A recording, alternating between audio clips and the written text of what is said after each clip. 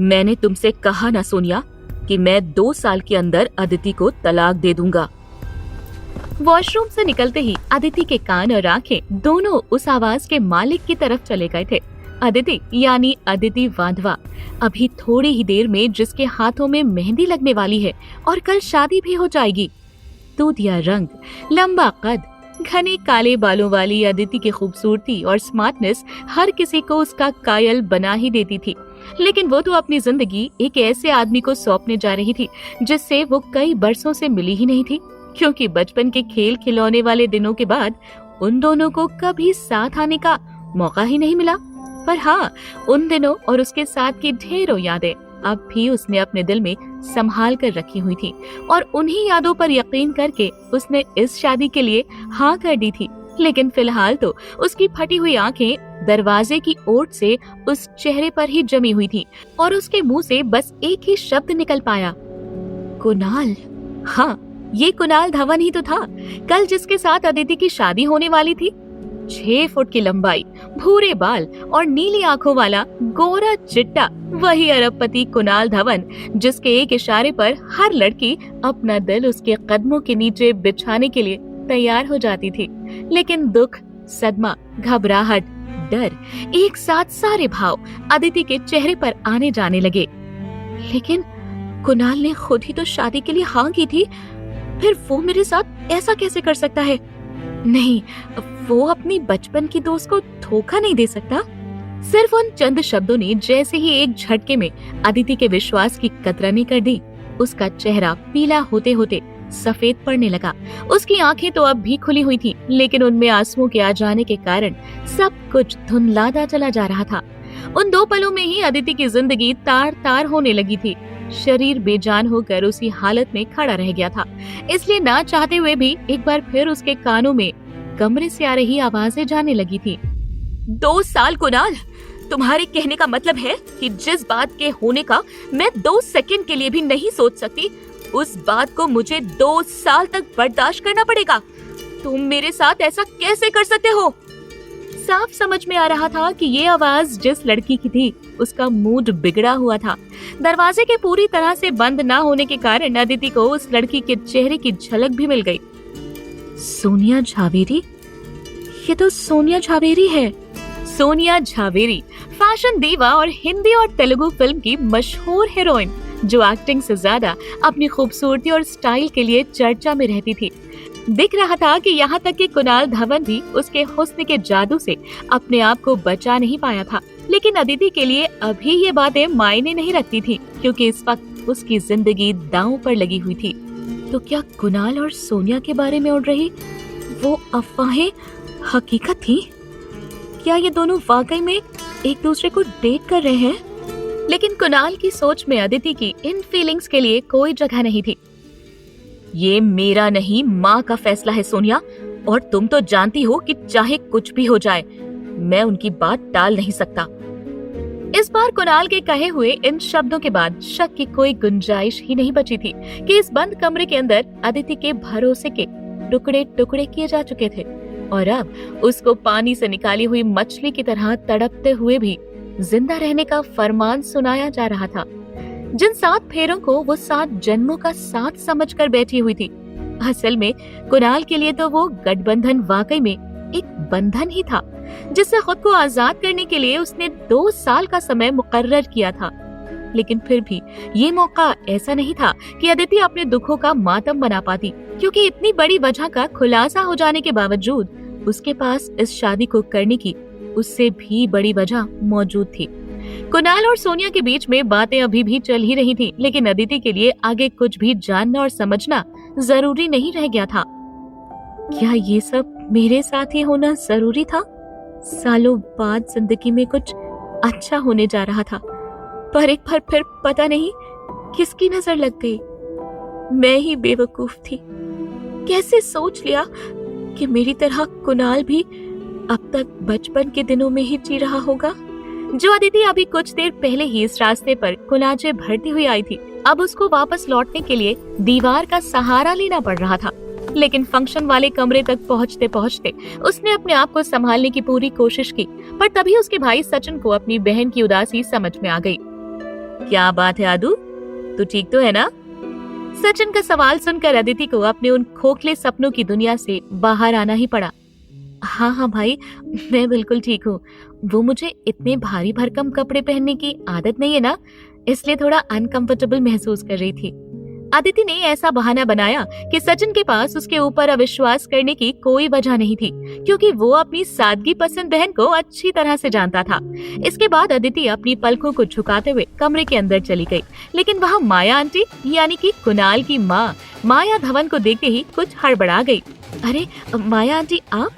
अदिति ने तुरंत ही अपने आप को संभालते हुए माया आंटी के पैर छू लिए। नमस्ते आंटी। कितनी सोड़ी लग रही है तू पुत्र। अगर आज तुम्हारी माँ जिंदा होती तो बस तेरे नाल ही नजर उतार दी रहती। लेकिन तू जरा भी चिंता न करना बेटा, क्योंकि अब से मैं हूं ना तेरी माँ। तू तो मेरा वो अनमोल हीरा है जिसे मैं सारी जिंदगी अपनी जान से भी ज्यादा संभाल कर रखने वाली हूँ। और हाँ, अब तो मुझे ये आंटी वांटी कहना बंद कर दे और कुणाल की तरह ही माँ कहने की आदत डाल ले। कुणाल का नाम आने पर एक जबरदस्ती की मुस्कुराहट के साथ अदिति ने माया को कुछ भी पता नहीं लगने दिया। खैर, इसी तरह ढोलक की ताल पर हंसते गाते हुए मेहंदी की रस्म पूरी हो गई। अदिति को छोड़कर वहाँ मौजूद दूसरे सभी लोग उसकी हथेलियों पर कुणाल का नाम ढूंढने में लग गए थे, जबकि अदिति को अब भी तकदीर के तमाशे पर ही हंसी आ रही थी, क्योंकि चाहकर भी वो रो नहीं सकती थी। ये भी खूब है, मेहंदी का भार अपने हाथों पर रखने की रस्म मुझे निभानी है, जबकि इसका रंग किसी और की ही हथेलियों पर चढ़ने वाला है। वैसे शादी में सिर्फ बेहद करीबी लोगों को ही बुलाया गया था, क्योंकि कुणाल अपनी शादी को प्राइवेट रखना चाहता था। चूंकि अदिति की भी इच्छा यही थी, इसलिए उसने कभी कुणाल की इस मर्जी का कारण जानने की कोशिश नहीं की। लेकिन अब उसकी समझ में सारी बातें आने लगी थी। एक तरफ अदिति अपने मन को समझाने बुझाने में लगी हुई थी, तो दूसरी ओर अचानक से ही माया ने कुणाल को फोन करके वहाँ पर बुला लिया, जिसके लिए अदिति बिल्कुल भी तैयार नहीं थी।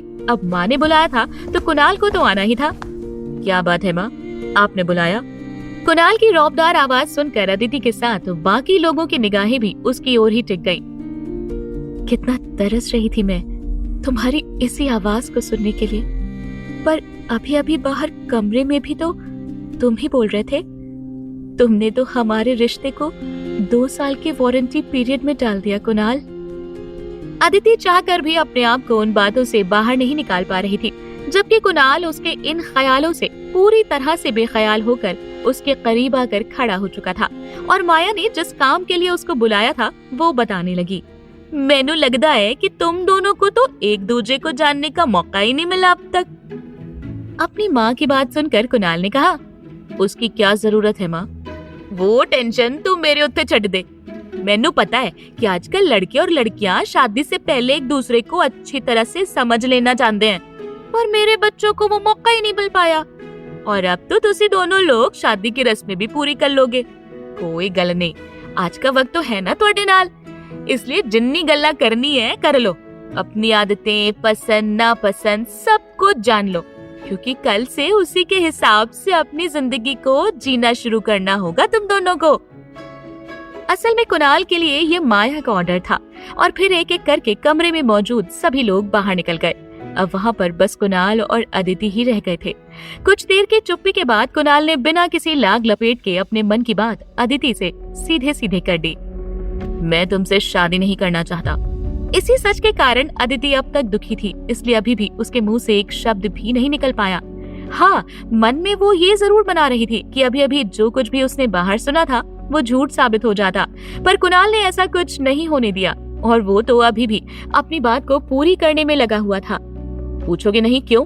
अदिति को तो सच्चाई पहले से ही मालूम थी, इसलिए क्या पूछती और क्या कहती। बस कुणाल के कहे हुए एक एक शब्द के साथ उसके सीने का भारीपन बढ़ता जा रहा था। पूछने पर क्या तुम मुझे अपने दिल में जगह दे दोगे? अदिति का जवाब सुनकर कुणाल बिल्कुल खामोश हो गया। उसके पास कुछ भी बोलने के लिए शब्द ही नहीं बचे थे, क्योंकि वो जानता था कि ऐसा कुछ भी होना संभव नहीं था। अदिति के पास कहने के लिए अब जैसे कुछ बचा ही नहीं था, इसलिए इस बार भी उनकी चुप्पी के बीच में कुणाल की आवाज को ही आना पड़ा। तो क्या सोचा है तुमने? मतलब ये कि क्या इतनी बड़ी सच्चाई को जानने के बाद भी तुम मुझसे शादी करना चाहोगी? ये कुणाल की उनकी शादी को टालने की आखिरी उम्मीद थी, यानी कि अब सब कुछ अदिति के जवाब पर ही टिका हुआ था। हाँ। अदिति का जवाब सुनकर कुणाल का गुस्सा उसकी आंखों में उतरने लगा। उसने एक नजर अदिति की हथेलियों पर डाली, जिनसे अभी तक गीली मेहंदी की खुशबू आ रही थी। फिर जैसे ही उसकी नजर उस डिजाइन में लिखे अपने नाम पर पड़ी, उसके सब्र ने जवाब दे दिया और उसने अदिति की कलाइयों को पकड़कर मेहंदी की उन आकृतियों को सामने की दीवार पर छपने के लिए मजबूर कर दिया। और इसके लिए अदिति जरा भी तैयार नहीं थी, इसलिए कुणाल का ये रूप देखकर वो सहम गई। इस वक्त उन दोनों की ही सांसें जोर जोर से चल रही थी। अगर कुणाल की सांसों में अदिति के लिए सिर्फ नाराजगी थी, तो अदिति की सांसों में डर का कंपन। फिर भी वो अपने आप को कुणाल के पहली बार उसको छूने के गर्म एहसास से दूर नहीं कर पा रही थी। भले ही उनके दिल जुड़ने से पहले ही जुदा हो गए थे, लेकिन जुदाई में भी इस वक्त उनके जिस्म इतने करीब थे कि कुणाल के शरीर की महक को अदिति अपने जिस्म में महसूस कर सकती थी।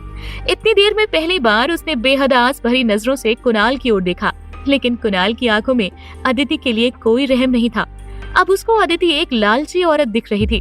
मैं नहीं जानता था कि सिर्फ पैसों के लिए तुम एक ऐसे लड़के से शादी करने के लिए तैयार हो जाओगी जो तुमसे प्यार ही नहीं करता। लेकिन अदिति के पास कुणाल से शादी करने की दूसरी वजह थी। जिंदगी में सब कुछ पैसा नहीं होता, उस पैसे का मजा लेने के लिए जिंदगी का होना भी तो जरूरी है। और मैं उसी जिंदगी के लिए तुम्हारे साथ शादी करना चाहती हूँ। तुम बस इतना समझ लो कि मुझसे शादी करना अगर तुम्हारी मजबूरी है, तो तुमसे शादी करके ही मैं अपनी सांसों को जिंदा रख सकती हूँ। चूंकि कुणाल ने पहले ही अदिति के साथ कोई भी मतलब रखने से इनकार कर दिया था, इसलिए उसके पास भी कुणाल को अपनी उस मजबूरी की हकीकत बताने की कोई वजह नहीं थी। क्या किस्मत पाई है मैंने भी। पिता के घर में अपने ही जन्मदाता से खतरा था, तो जान बचाने के लिए जिस छत के नीचे रुकने की सोची, वो छत भी कच्ची मिट्टी की निकली। उसमें तो पहले से ही दरारें नजर आने लगी हैं। अब मैं चाहूं तो कहाँ जाऊं? लेकिन ये जो बातें अदिति के मन में चल रही थी, वो उसको कुणाल के सामने नहीं ला सकती थी। लेकिन अगर तुम्हें मुझसे शादी नहीं करनी है, तो तुम खुद ही इनकार क्यों नहीं कर देते? अदिति ने कुणाल का सवाल वापस उसी की तरफ मोड़ दिया था। नहीं। लेकिन क्यों? क्योंकि एक तो तुम मेरी माँ की चाइल्डहुड फ्रेंड की बेटी हो, और दूसरा वो तुम्हें बहुत पसंद करती हैं, इसलिए मेरे मना करने पर उनको दुख होगा, और ऐसा मैं होने नहीं दूंगा। कुणाल की बात से मतलब साफ था कि अदिति का कुणाल से कुछ भी एक्सपेक्ट करना बेकार था। इसके बाद दोनों अपने अपने कमरे में लौट गए। बिस्तर पर आराम करते हुए अदिति अपने आप से बातें करने लगी। इन सारी बातों से फर्क ही क्या पड़ता है अदिति, क्योंकि शादी तो तुझे वैसे भी करनी ही है। उसे पता था कि किस्मत और वक्त फिलहाल दोनों का मत इस शादी के पक्ष में ही जा रहा था, इसलिए अगले दिन शादी के खत्म हो जाने के बाद भी उसने किसी को कुछ पता नहीं लगने दिया, और फिर ना चाहते हुए भी अदिति और Kunal mister and Mrs Dhawan बन गए। उधर माया ने पहले से ही आज की रात को स्पेशल बनाने के लिए उनके नाम पर होटल का प्रेसिडेंशियल स्वीट बुक करा दिया था, जहां कुणाल पहले से ही पहुंचकर आराम से बैठा हुआ था, और अब तक उसने अपने आप को अदिति के आने के लिए तैयार भी कर लिया था। इसलिए अदिति के उस कमरे में पैर रखते ही कुणाल ने उसे बाहर निकलने के लिए कह दिया, तुम इस कमरे में नहीं रह सकती। दिन भर शादी की अलग अलग रस्में करके अदिति पहले से ही थकी हुई थी। ऊपर से कुणाल के इस एटीट्यूड के कारण उसका सर और घूमने लगा। एक्सक्यूज मी, क्यों नहीं रह सकती मैं इस कमरे में? क्योंकि मैं तुम्हारे साथ एक ही कमरे में नहीं रहना चाहता। That is your problem. How can you say it's my problem? कमाल है, अभी अभी तुमने ही तो कहा कि तुम मेरे साथ नहीं रह सकते, लेकिन फिर भी फ्री में एडवाइस दे रही हो। ले लो कि अगर तुम्हें इतना ही डर लग रहा है तो रात में लाइट ऑफ मत करना। सिंपल, क्योंकि मैं यहाँ से कहीं नहीं जाने वाली। ये कहकर अदिति ने बेफिक्री के साथ अपनी सैंडल निकाली और बेड पर जाकर बैठ गई। उसे पता था कि कुणाल के साथ रहने के लिए टिट फॉर टैट के फॉर्म में ही आना पड़ेगा। तुम्हारी हिम्मत कैसे हुई मुझे डरपोक कहने की? अभी बताता हूँ तुम्हें कि डर किसे कहते हैं। ये कहकर आंखें दिखाते हुए कुणाल तेजी से उसकी तरफ बढ़ा, लेकिन ऐसा कुछ भी होने के लिए अदिति ने पहले से ही प्रिपरेशन कर ली थी, इसलिए वो तुरंत ही उठकर पीछे की ओर भागने लगी। पर पहला कदम बढ़ाते ही उसका पैर बाजू में रखी कुर्सी में फंस गया और वो फिसलकर गिरने लगी। आह! लेकिन ठीक उसी वक्त उसकी तरफ आते हुए कुणाल ने उसे बचा लिया। उन कुछ पलों के लिए उनके बीच की दूरियां घटकर खत्म होने लगी थी। पहली बार इस तरह से किसी लड़के ने अदिति को अपनी बाहों में पकड़ा था, इसलिए उसके लिए इस टच का एहसास बिल्कुल अलग था। कुणाल के शरीर के रोए उसके बदन पर गुदगुदी करने लगे थे। जिस इंसान से दूरी बनाकर रखने का ठान लिया था, अदिति को उसी का आकर्षण महसूस होने लगा था। हाँ, अब जरा एक बार फिर से कहना, क्या कह रही थी तुम? लेकिन कुणाल तो अभी भी अदिति से बदला लेने के मूड में था, पर अदिति बस चुपचाप अवाक होकर उसकी तरफ देखे जा रही थी। अभी तक वो कुणाल की बाहों के सहारे से ही खड़ी थी कि तभी उसके लहंगे का दुपट्टा कंधे से सरककर जमीन पर फैल गया। दुपट्टे का काम बीच में ही रुक जाने के कारण कुणाल की जुबान अब हकलाने लगी थी। मैं खिड़की के रास्ते से आने वाली चांद की रोशनी भी सीधी अदिति के ऊपर ही पड़ रही थी। बाहर की हवा की ठंडक में कुणाल के हाथ जमने लगे थे। ये सब देखकर उसकी समझ में नहीं आ रहा था कि इस वक्त उसका रिएक्शन क्या होना चाहिए था। दोनों का दिल जोरों से धड़कने लगा था। एक तो रात का वक्त, ऊपर से कमरे का सन्नाटा। फिसलना दोनों ही नहीं चाहते थे, पर अपने आप को रोकते भी तो कैसे। लेकिन इससे पहले कि उनकी ये भावनाएं जोर पकड़ पाती, बाहर ड्राइंग रूम से आ रही कुणाल के मोबाइल की घंटी की आवाज के कारण दोनों ही हड़बड़ाते हुए एक दूसरे से अलग हो गए। झटके के साथ अदिति को छोड़ते हुए कुणाल इधर उधर देखने लगा, तो अदिति ने भी झट से अपना दुपट्टा उठाकर वापस अपने आप को ढक लिया। लेकिन मोबाइल तो अब भी बज ही रहा था और इस वक्त कुणाल के पास अदिति से नजरें ना मिला पाने का ये अच्छा बहाना भी था। Excuse me, I need to receive this call. ये कहते हुए हवा की स्पीड से वो बाहर निकल गया और उसके जाते ही अदिति ने फौरन कमरे के दरवाजे को अंदर से बंद कर लिया। थैंक गॉड, ये गया यहाँ से। आज तो मैं पाल पाल बच गई। अब कम से कम आज की रात तो इस कमरे पर अकेले मेरा ही राज होगा। उधर बाहर जाते ही कुणाल ने दरवाजे के बंद होने की आवाज सुन ली थी, लेकिन अब इस वक्त सिर्फ एक कमरे में रहने के लिए लड़ाई झगड़ा तो नहीं किया जा सकता था। इसलिए अपनी बात खत्म करके वो कुशन को तकिया बनाकर वही सोफे पर सो गया। पर सुबह जब कुणाल की नींद खुली तो अपने सामने अदिति को देखकर वो एक झटके में उठकर बैठ गया। ओह बॉस, गुड मॉर्निंग। भूल गए क्या कि हमें जल्द से जल्द यहाँ से निकलना है? क्या तुमने सोच लिया है कि तुम मुझे चैन की नींद भी नहीं लेने दोगी? क्या कहा तुमने? कुणाल ने अभी अभी जो भी बात कही थी उसका वॉल्यूम काफी कम था, इसलिए अदिति को सब कुछ आधा अधूरा ही समझ में आया। और कुणाल की तो आंखें भी अभी तक ठीक से नहीं खुली थी, इसलिए वो अदिति के साथ बहस में नहीं पड़ना चाहता था। नहीं, कुछ नहीं, थोड़ी देर में तैयार होकर निकलते हैं। उसके बाद कुणाल को रेडी होने में ज्यादा टाइम नहीं लगा, जबकि अदिति को साड़ी पहनने में काफी दिक्कत हो रही थी। नहीं आता तो पहन क्यों रही हो? क्योंकि मुझे साड़ी पहनना अच्छा लगता है। तो फिर भूल मत जाना कि साड़ी पहनकर चल रही हो। थान की तरह लपेट कर मत आ जाना। और हाँ, जरा जल्दी करो, मुझे किसी का भी इंतजार करने की आदत नहीं है। अभी अदिति कुणाल की बात का कोई भी जवाब दे पाती, उससे पहले ही वो बाहर जा चुका था। इस आदमी की प्रॉब्लम क्या है? अदिति बड़बड़ा तो रही थी, लेकिन सच तो यही था कि उसको साड़ी पहनना नहीं आता था। पर फिर भी इंटरनेट की मदद से जैसे तैसे उसने मिशन साड़ी का काम खत्म किया और गाड़ी में जाकर बैठ गई। कुणाल के वर्कोहॉलिक नेचर के बारे में सभी जानते थे और इस वक्त उसको देखकर अदिति को भी ये बात समझ में आ गई थी, क्योंकि उसके वहां पहुंचने से पहले ही कुणाल ने गाड़ी में ही अपना लैपटॉप ऑन करके काम करना शुरू कर दिया था। मैं तुम्हें घर ड्रॉप करके सीधा ही ऑफिस के लिए निकल जाऊंगा।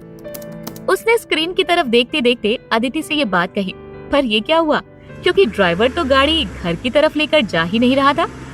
अरे अरे कमल, ये कहाँ जा रहे हो? घर का रास्ता भूल गए क्या? कुणाल ने ड्राइवर कमल से कहा। सर, माया मदाम ने मुझे ऑर्डर दिया था कि घर आने से पहले मैं आप लोगों को सीधा फैमिली कोर्ट लेकर चला जाऊं, क्योंकि आज आपको अपनी शादी रजिस्टर करानी है। क्या? कुणाल और अदिति दोनों ही के मुंह से एक साथ ये शब्द निकल आया, क्योंकि उनको तो इस बारे में कुछ भी नहीं मालूम था। ओह नो, एक बार फिर से शादी, और वो भी इस आदमी के साथ। अदिति तो अपने सर पर हाथ रखकर बैठ गई थी। ओह हेलो, मुझे भी कोई शौक नहीं है तुम्हारे साथ बार बार ये ड्रामा करने का। एक तो जब से मेरी लाइफ में आई हो, मेरी हर चीज पर अपना हक जताती रहती हो। तुम्हें पता है कि आज तक अपनी गाड़ी में मैंने माँ के अलावा किसी को भी बैठने नहीं दिया है, और तुम तो इस तरह से सीट से चिपक कर बैठ गई हो जैसे कि ये तुम्हारी गाड़ी है। रात से ही तुम्हारा इस मेरा मेरा का रिकॉर्ड बंद होने का नाम नहीं ले रहा है। मेरा कमरा, मेरी गाड़ी, मेरा ये, मेरा वो। तुम तो बचपन में जैसे थे आज भी वैसे ही हो। ना तो 15 साल मेरे साथ अपने टॉयज शेयर करते थे, और ना ही आज तुम्हारी वो आदत बदली है। अब अदिति झुंझलाने लगी थी। तुम कहीं पागल वागल तो नहीं हो जो आज भी बचपन की बातों को याद करके बैठी हुई हो? मुझे तो ऐसा कुछ भी याद नहीं है। जानती हूँ, बताने की जरूरत नहीं है। अब क्या अपने आप में बड़बड़ा रही हो? तुम्हारी समझ में नहीं आएगा। जानता हूँ, कम आईक्यू वाली बातें कम आईक्यू वालों को ही समझ में आती हैं। अब तक अदिति इतना तो जान ही गई थी कि इनके बीच की इस नोकझोंक का कोई रिजल्ट निकलने वाला नहीं था, इसलिए अब आगे उसने कुछ भी नहीं कहा और खिड़की से बाहर देखने लगी। थोड़ी ही देर में गाड़ी कोर्ट पहुंच चुकी थी। फिर जैसे ही कुणाल और अदिति पैर पटकते हुए दरवाजे को जोर से बंद करके बाहर निकले, तो कुणाल को अकेला जाते देखकर अदिति ने उसको पीछे से आवाज दी, एक मिनट रुक जाओ कुणाल, मैं भी आ रही हूँ। जल्दी करो, मेरे पास ज्यादा टाइम नहीं है। ये कहकर कुणाल पीछे की तरफ मुड़ा और फिर उसकी नजर अदिति को छोड़कर किसी और की तरफ गई ही नहीं, क्योंकि इतनी देर में पहली बार उसने अदिति को ध्यान से देखा था। नीले रंग की शिफॉन की साड़ी में वो बला की खूबसूरत लग रही थी।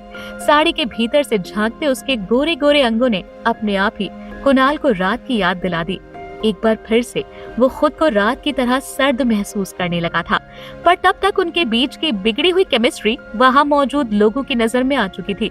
लेकिन उन्हीं नजरों में से एक को अदिति अच्छे से पहचानती थी, क्योंकि वो नजर उसके कॉलेज के दोस्त और अब साथ में काम करने वाले कलीग राहुल की थी, जो काफी समय से अदिति को पसंद करता था और कई बार उसको प्रपोज भी कर चुका था। लेकिन अदिति ने हमेशा उसको अच्छा दोस्त माना था, इसलिए उसने कभी भी राहुल को हाँ नहीं की थी। पर अदिति को आज राहुल को अपने सामने देखकर काफी अटपटा लग रहा था, क्योंकि उसके और कुणाल के बीच की अनबन को राहुल ने भांप लिया था। इसलिए अब अदिति उससे बचकर निकलने की कोशिश कर रही थी। अदिति। लेकिन अदिति ऐसे चलती चली गई जैसे उसने राहुल की आवाज सुनी ही नहीं। इसलिए राहुल ने उसे तेज आवाज में बुलाया, अदिति, अदिति। अब अदिति के पास रुकने के अलावा और कोई रास्ता नहीं था। एक मिनट, मेरी बात तो सुन लो अदिति। अदिति यहाँ कोई सीन क्रिएट नहीं करना चाहती थी, इसलिए उसे राहुल की बात का जवाब देना पड़ा। हाँ बोलो राहुल। मैं जानता हूँ अदिति कि तुम इस शादी से जरा भी खुश नहीं हो, और इस बारे में तुम मुझसे झूठ बोलने की कोशिश मत करना, क्योंकि यहाँ पर मौजूद सारे लोग मेरी बात की गवाही दे सकते हैं। तुम क्या कहना चाहते हो राहुल? यही कि तुम क्यों एक ऐसे इंसान के साथ अपनी जिंदगी गुजारना चाहती हो जिसे ना तो तुम प्यार करती हो और ना ही वो तुमसे प्यार करता है। राहुल के पास अदिति की ना को हाँ में बदलने का ये आखिरी चांस था, इसलिए उसने कहना बंद नहीं किया। मैं आज भी तुमसे बहुत प्यार करता हूँ अदिति, हमारे पास अब भी मौका है। चलो हम यहाँ से भाग चलते हैं, मैं तुम्हें दुनिया की हर खुशी दूंगा। अदिति ने अभी तक राहुल की बातों का कोई जवाब नहीं दिया, क्योंकि पहले वो उससे अपनी बात पूरी करने का मौका देना चाहती थी। पर उन दोनों को नहीं पता था कि उनसे थोड़ी ही दूर पर खड़े कुणाल ने राहुल का कहा हुआ एक एक शब्द सुन लिया था, और इस वक्त उसका गुस्से से बुरा हाल होने वाला था। What the hell is this? इसे इतना भी नहीं पता कि किसी और की बीवी से क्या कहना चाहिए और क्या नहीं। वैसे तो कुणाल काफी धीरे धीरे से ही अपने आप से बातें कर रहा था, लेकिन फिर भी गुस्से से लाल पीली होती उसकी शक्ल को देखकर वहाँ खड़े लोगों को मामले का अंदाजा लगने में देर नहीं लगी। उधर राहुल की बात का जवाब देने के लिए अदिति ने अपना मुंह खोल दिया, तो इधर आग बबूला होकर कुणाल वहाँ से जाने लगा, क्योंकि उसके अंदर अदिति के जवाब को जानने का पेशेंस नहीं था।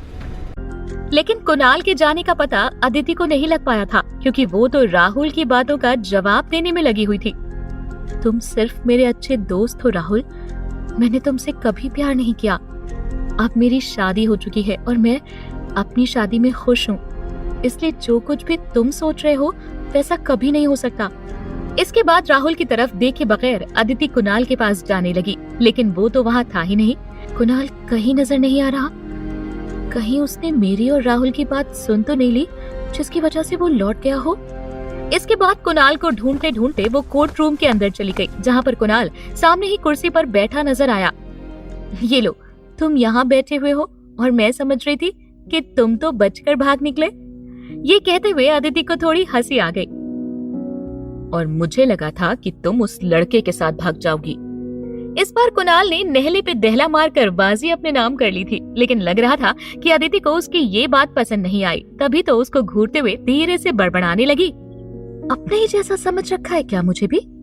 कुछ कहा क्या तुमने? कुणाल ने उसके होंठ हिलते हुए तो देखे, लेकिन बात ठीक से समझ में नहीं आई। नहीं, कुछ नहीं, अब ज्यादा कुछ भी सोचने समझने की जरूरत नहीं है।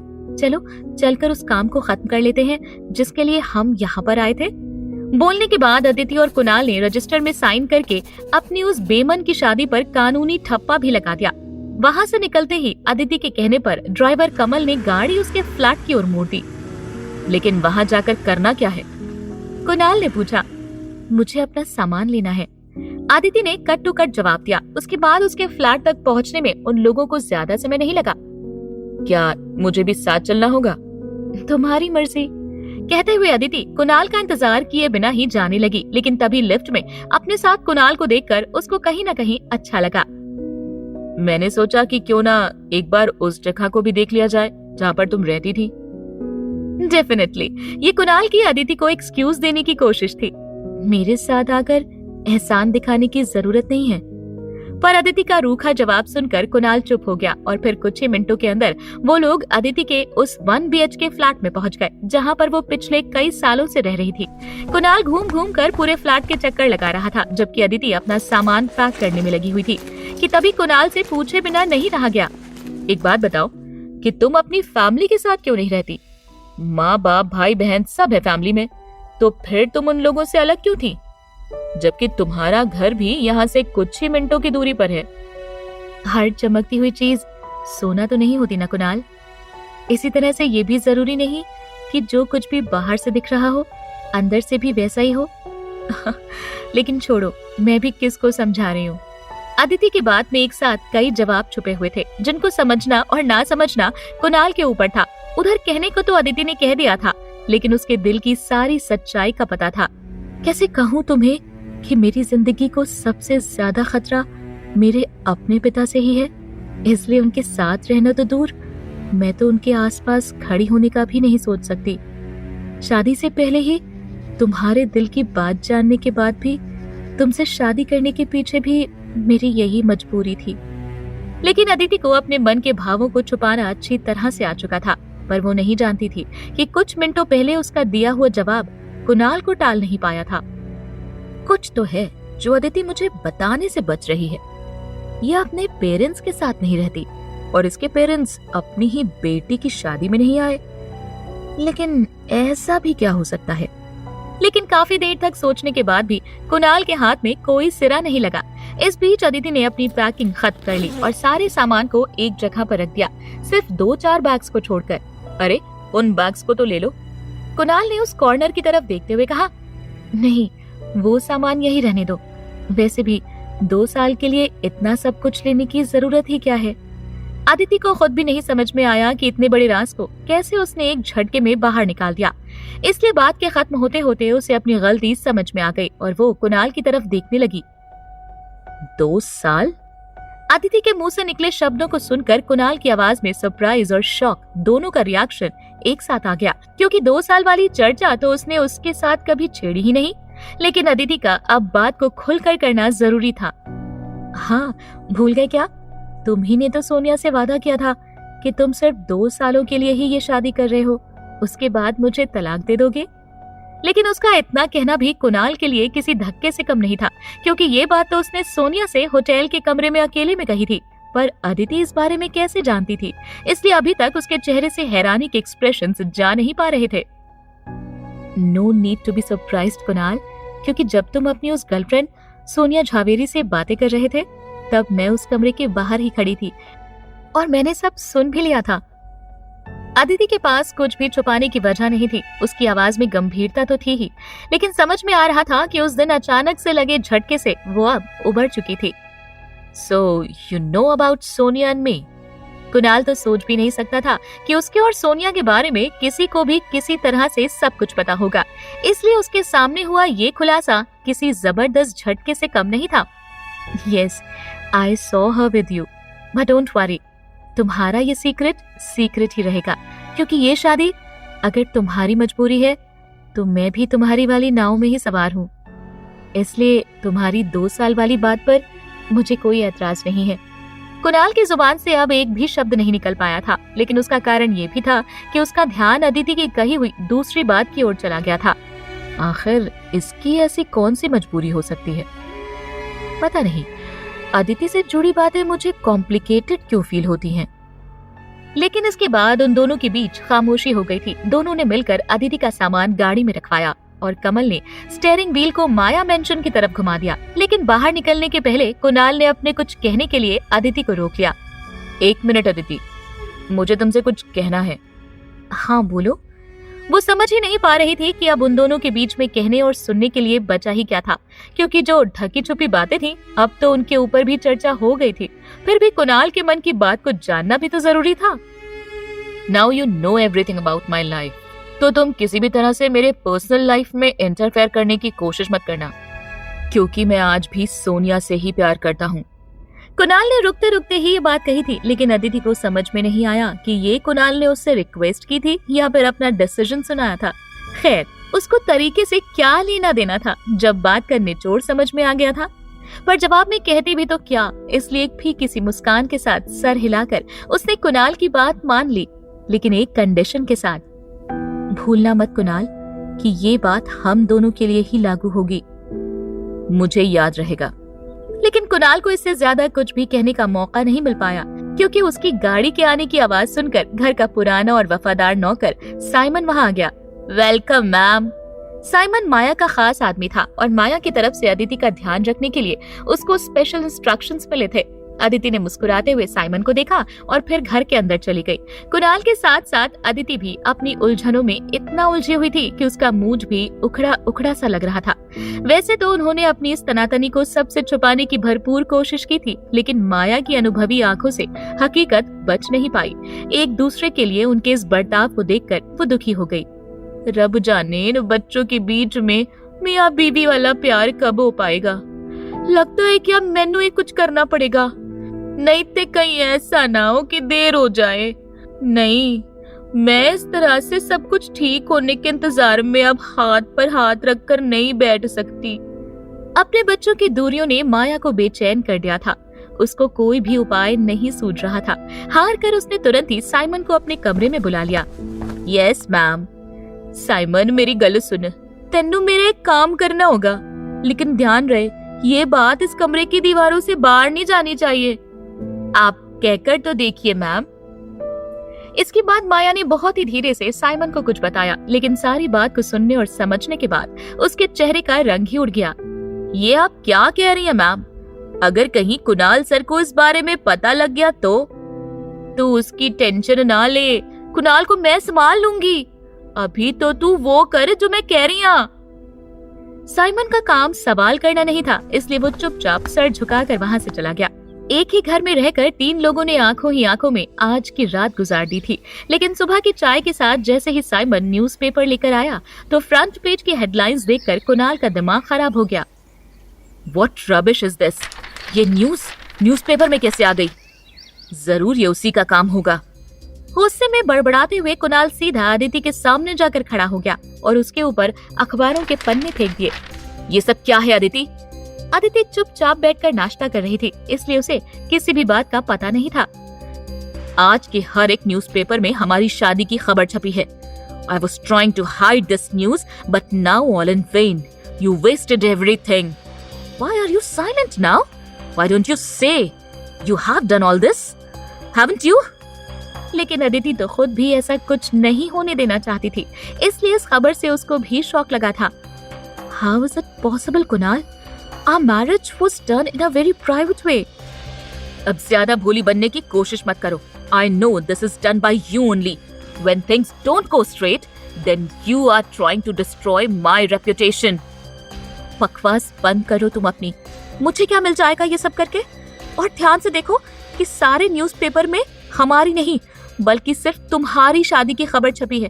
अरे अगर मैंने ये काम किया होता तो क्या मैं इसमें कहीं भी मेरा नाम या फोटो नहीं डलवाती? पर इन सारे न्यूज़पेपर्स में बस तुम ही तुम हो। Go and confront your PR team, not me. But even after this, if you find me wrong, then keep understanding what you want to understand. I don't care. ये कहकर न्यूज़पेपर पटकते हुए अदिति वहाँ से चली गई। कुणाल को अदिति की बात सही लग रही थी, इसलिए अब उसने आगे एक शब्द भी नहीं कहा और सर पर हाथ रखकर चुपचाप डाइनिंग टेबल पर ही बैठ गया। एक तरफ कुणाल की परेशानियां बढ़ती जा रही थी तो दूसरी ओर जैसे ही माया ने इस न्यूज पर नजर डाली तो खुशी से मुस्कुराने लगी। हाय रब्बा, मेरे कलेजे नू ठंडक पै गई। अच्छा सबक मिला होगा सोनिया को। लेकिन उस खुशी को सेलिब्रेट करने के लिए तो अभी पूरा दिन पड़ा था माया के पास, क्योंकि फिलहाल उसको एक बहुत जरूरी काम याद आ गया था जो कि उसके रास्ते को और भी आसान बना देता। इसलिए इस काम के लिए जरा भी देर नहीं की जा सकती थी। लेकिन पता नहीं क्या सोचकर अचानक से माया की आंखें रहस्यमयी होती जा रही थीं। पता लग रहा था कि माया कुछ तो ऐसा सोच रही थी जो उसको उसके मकसद में आगे ले जा सकता था।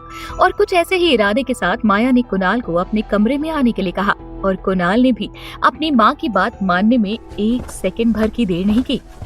आपने मुझे बुलाया माँ? हाँ, तेनू याद है ना कि आज तुझे मेयर साहब के यहाँ उनके बेटे की रिसेप्शन पार्टी में जाना है? हाँ माँ, मुझे याद है। कुणाल का बिगड़ा हुआ मूड माया को भी नजर आ रहा था, लेकिन उसने जानबूझकर इस बारे में उससे कुछ नहीं कहा। बढ़िया है पुत्र, तू अदिति को भी अपने कोल लेकर जाना। लेकिन क्यों माँ, वो मेरे साथ जाकर क्या करेगी? वैसे भी उसको तो कोई भी पहचानता तक नहीं होगा, वो बोर हो जाएगी। मैनू चंगी तरह पता है कि तू ऐसा क्यों कह रहा है पुत्र। वहाँ सोनिया भी आ रही है ना? क्यों, सही कहा ना मैंने? कुणाल नहीं जानता था कि माया को सारी बातें कैसे पता चल जाती थी, लेकिन इस वक्त माया ने जो कुछ भी कहा था वो सच था और कुणाल की अदिति को साथ में ले जाने से मना करने की भी यही वजह थी। लेकिन अब चोरी पकड़ी जाने के बाद उसको कोई और बहाना समझ में नहीं आया। ठीक है माँ, अगर आप कह रही हैं तो मैं अदिति को लेकर जाऊंगा। माया को पता था कि कुणाल उसकी बात को कभी भी नहीं टालता, इसलिए उसने पहले से ही तैयारी करनी शुरू कर दी थी। उधर अदिति कमरे में अपना सामान समेटने में लगी थी। अदिति तैयार रहना, आज शाम को हमें एक पार्टी में चलना है। कुणाल ने कमरे में घुसते ही कहा, मैं तुम्हारे साथ कहीं भी नहीं जाना चाहती। सुबह की बात से अदिति का मूड अभी भी खराब था। ठीक है, मुझे कोई प्रॉब्लम नहीं है, मैं माँ को बता दूंगा कि तुमने जाने के लिए मना कर दिया है। मैं तो तुम्हें खुद भी नहीं ले जाना चाहता था, लेकिन माँ के जोर देने पर मुझे तुमसे कहना पड़ा। कुणाल ने कंधे उचकाते हुए कहा, क्या आंटी ने कहा है? हाँ। तो फिर मैं चलूंगी, क्योंकि अदिति भी माया की बात टाल नहीं सकती थी। उसके बाद कुणाल के ऑफिस जाते ही माया ने अदिति के कमरे को दुनिया भर के बेशकीमती गहनों से भर दिया। सोना, चांदी, हीरा, मोती, इस वक्त कौन सा बेशकीमती रत्न नहीं था अदिति के सामने। और अभी भी इस भीड़ का बड़ा होना रुका नहीं था। ये सब क्या है आंटी? अदिति की आंखें जैसे चौंधियाने लगी। आज तू पहली बार मेरी नूह बनकर इस घर से बाहर निकलेगी अदिति, इसलिए मैं चाहती हूँ कि हर कोई तुझे ही देखे। बस ये उसी की तैयारी है, ये सब तेरा है, क्योंकि तू सबसे खास है और खास लोगों की बात ही अलग होती है। ठीक इसी वक्त किसी ने कमरे के दरवाजे पर नॉक किया। आओ आओ जेनी, सारी ड्रेसेस लेकर आ गई तुम? Yes ma'am. अदिति, इससे मिल, ये है जेनिफर, मेरी ड्रेस डिजाइनर, और इसके साथ है मेरी पर्सनल स्टाइलिस्ट प्रीति। आज की पार्टी के लिए यही लोग तुझे तैयार करने वाली हैं। माया ने अदिति को कुछ भी सोचने का मौका ही नहीं दिया और अपनी बात पूरी करके वहाँ से जाने लगी। अब मैं जा रही हूँ और यहाँ तब भी आऊंगी जब ये अपना काम पूरा कर लेंगी। बस उतना याद रखना कि आज की पार्टी में हर किसी की आंखें सिर्फ अदिति के ऊपर होंगी और जुबान पर भी बस इसका ही नाम होना चाहिए। डोंट वरी मैम, आप आराम से जाकर रेस्ट कर लीजिए, जेनिफर और प्रीति ने एक साथ कहा। लेकिन अदिति से अब कहे बिना नहीं रहा गया। लेकिन मुझे इन सब की बिल्कुल भी आदत नहीं है आंटी, मैंने कभी भी मेकअप नहीं किया है, यहाँ तक कि अपनी शादी में भी मैंने खुद को सिंपल ही रखा था। अगर आदत नहीं है तो आदत डाल ले पुत्र।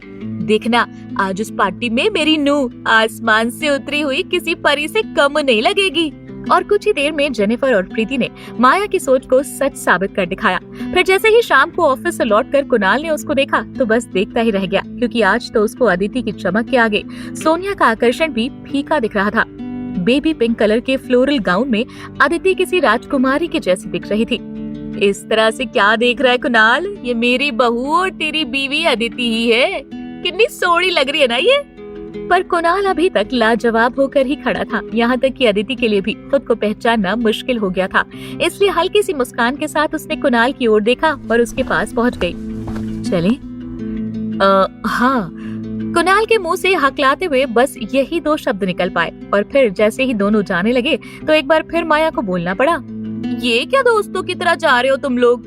एक दूसरे की बाहों में बाहें डालकर निकलो। आखिर लोगों को पता तो चले कि मेरी बहू की टक्कर की इस पूरे शहर में दूसरी कोई लड़की है ही नहीं। वैसे तो माया ने ये कटाक्ष सोनिया के बारे में सोचकर मारा था, लेकिन ऐसा लग रहा था कि कुणाल को उस बात का भी होश नहीं था। कुछ देर पहले तक वो सोनिया से मिलने के लिए तड़प रहा था, लेकिन जैसे ही अदिति ने उसका हाथ थामा तो उसकी वो बेचैनी भी शांत होने लगी। इसके बाद तो जैसे ही अदिति और कुणाल हाथों में हाथ डालकर पार्टी में अंदर जाने के लिए गाड़ी से नीचे उतरे तो हर किसी की निगाहें बस उन्हीं की तरफ जम गई। मीडिया के जरिए कुणाल की शादी की खबर तो चारों ओर फैल ही चुकी थी, इसलिए अदिति और कुणाल को साथ में आता देखकर किसी के लिए भी अंदाजा लगाना मुश्किल नहीं हुआ कि कुणाल के साथ चल रही ये हसीन लड़की ही उसकी लाइफ पार्टनर थी। और यही कारण था कि हर पार्टी की जान समझे जाने वाले कुणाल से ज्यादा चर्चा आज यहाँ अदिति की हो रही थी। तो यही है कुणाल धवन की wife. She is so pretty. कहाँ से मिला कुणाल को ये चांद का टुकड़ा? शायद इसीलिए अब तक सबसे छुपा कर रखा था।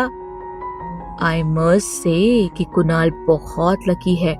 गर्लफ्रेंड मिली तो सोनिया झावेरी जैसी, और बीवी मिली तो खूबसूरती में सोनिया से भी 20। वैसे तो पार्टी में कुणाल सिर्फ सोनिया से मिलने के इरादे से आया था, लेकिन अब जैसे बाजी पलटने लगी थी, क्योंकि अदिति के साथ में सोनिया के लिए उसका इंतजार कुछ कम होने लगा था।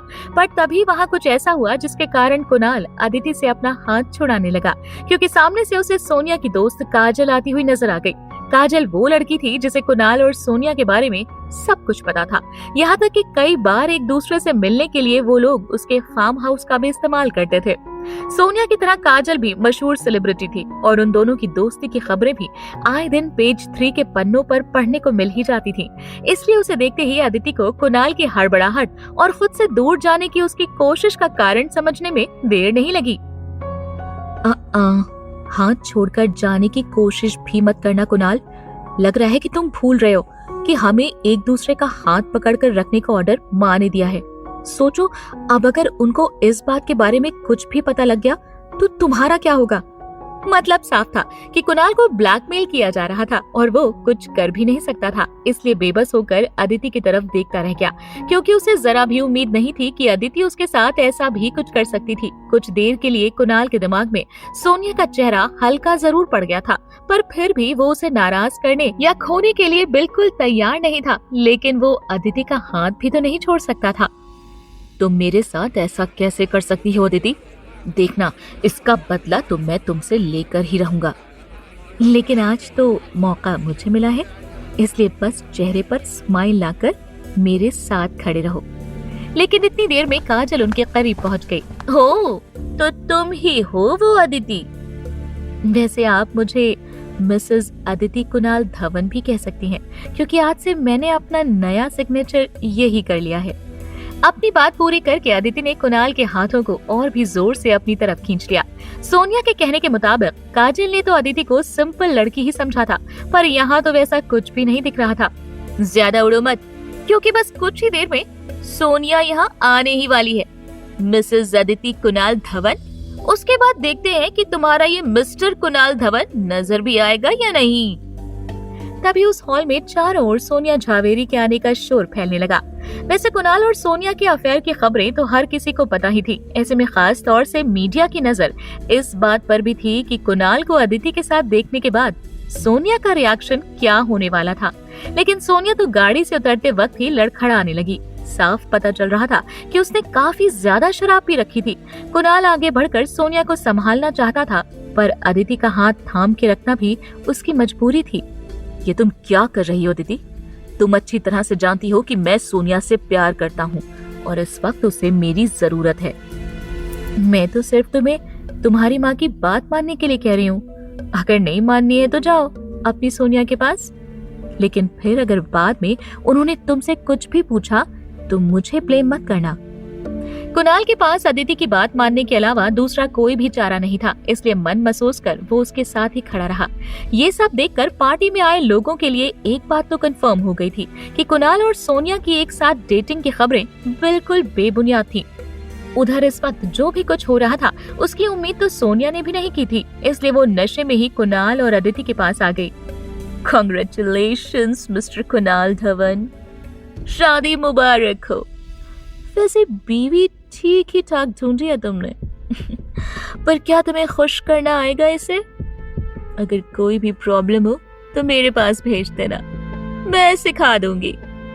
ये कहकर सोनिया कुणाल को आंखों का इशारा करके मुस्कुराते हुए वहां से निकल गई, जबकि शर्म के मारे कुणाल की नजरें नीचे हो गईं। उसे समझ नहीं आ रहा था कि वो किस तरह से अदिति का सामना करता।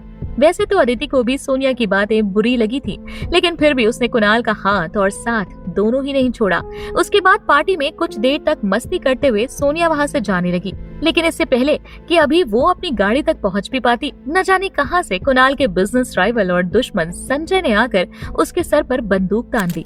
खबरदार, जो हिलने की कोशिश भी की तो एक ही गोली में सब कुछ खत्म हो जाएगा। ये देखकर पार्टी में जैसे भगदड़ सी मच गई। सोनिया को इस हालत में देखने के बाद कुणाल की भी धड़कनें रुकने लगी। अब उसे अदिति के कुछ भी कहने की परवाह नहीं थी। उसने एक झटके में हाथ छुड़ाकर पहले खुद को अदिति से दूर किया और फिर सोनिया को बचाने के लिए जाने लगा, लेकिन यहाँ पर उससे गलती हो गई, क्योंकि अभी वो आधे रास्ते तक ही पहुंचा था कि पीछे से अदिति के चीखने की आवाज ने उसके रोंगटे खड़े कर दिए। बचाओ! पीछे से आकर संजय के छोटे भाई विजय ने गन अदिति की कनपट्टी से चिपका दी। सही समझा तूने कुणाल धवन, हमें यहाँ किसी से कोई मतलब नहीं है, हमारा हिसाब किताब तो तेरे साथ है।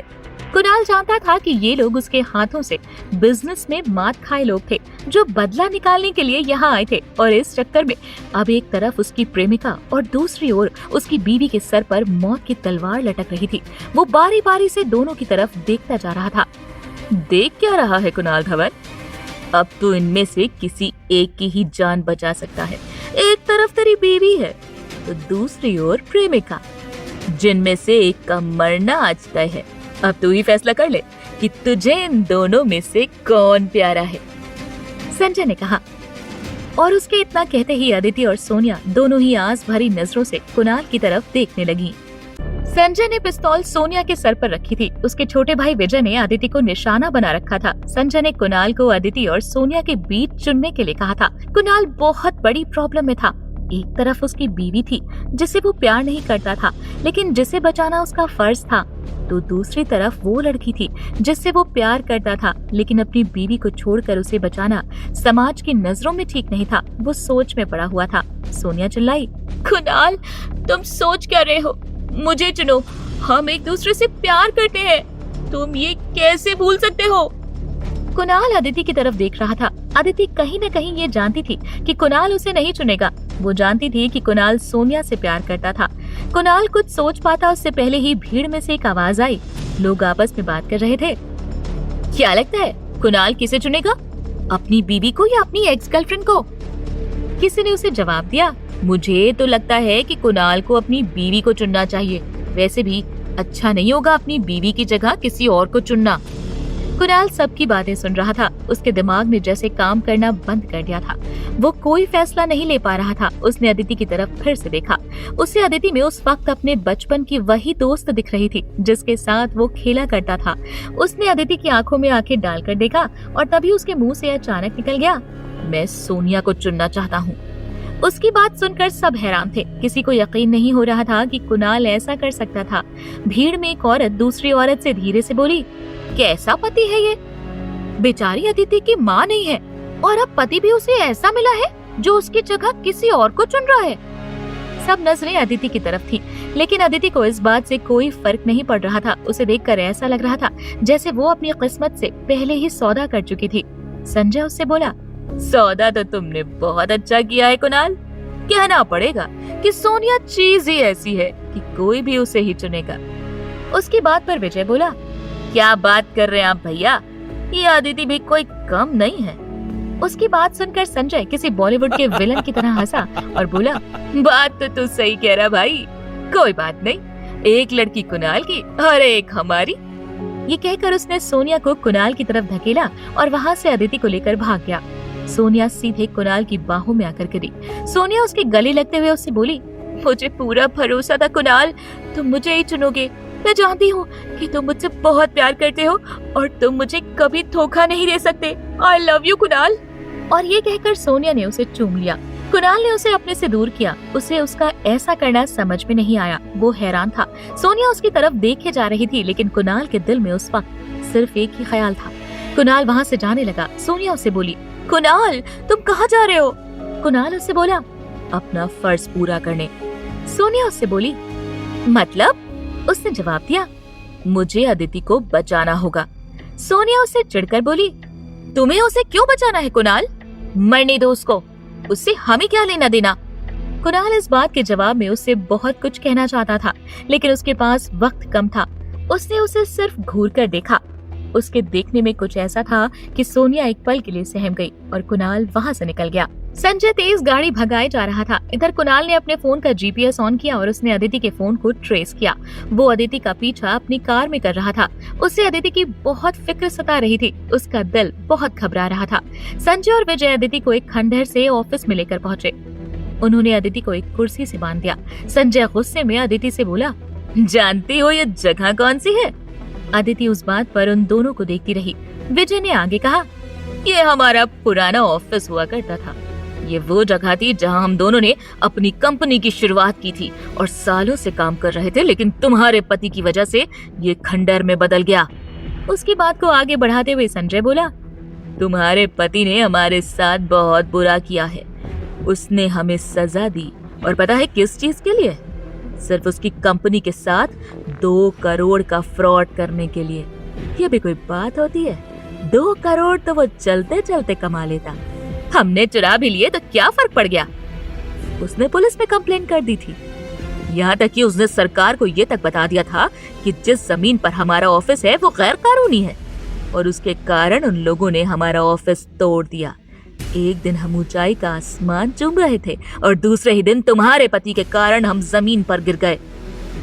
संजय और विजय दोनों ही उसे घूरे जा रहे थे। संजय ने उससे आगे कहा, तुम्हारे पति ने हमारे साथ जो किया है उसकी कीमत तुम्हें चुकानी होगी।